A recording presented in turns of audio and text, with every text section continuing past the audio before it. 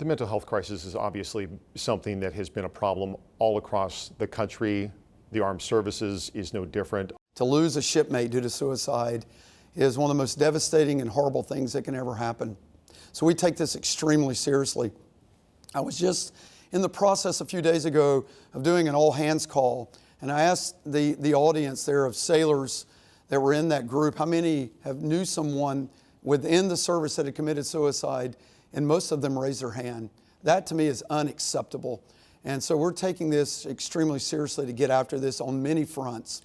And the way we like to couch the idea, the level of effort we're going at, is through improving the quality of service of our sailors.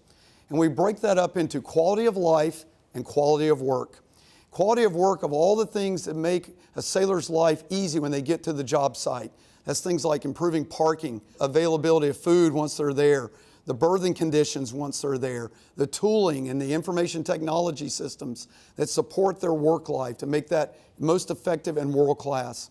A quality of life piece is the barracks that they live in. Again, getting them paid on time, making sure they have things like Wi-Fi, making sure they have good cellular connectivity, making sure they have access to mental health.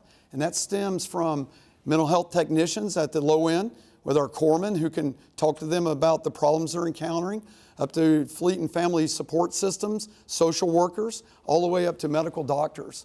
And to make sure that capacity is sufficient to support our Navy family and sailors. How much does this go back to some of the maintenance issues we've talked about that you have concerns about? Because I know last April, we had those 3 suicides in 1 week on the George Washington, which was undergoing maintenance, and there were a lot of complaints about some of the conditions. Obviously, that was very public and is not something I'm sure the Navy wants a repeat of. Absolutely not. You know, there are episodic periods of time in our Navy history where we have had cluster suicide events. We deep dive into those and study those very rigorously and comprehensively to make sure we completely understand what went on there. And in the cases that you're talking about, we've done a couple investigations that looked hard into this. And so again, we take this very seriously. The results of that investigation are under review. But when it comes out, you're going to see it's going to go after some of the things I just talked about. Make no mistake about it, the shipyard environment is the most challenging environment we have in the Navy.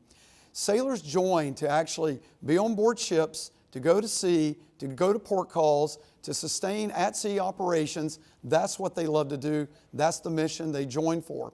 When we have to be in a large, long maintenance period, we do that just long enough to get that repair done.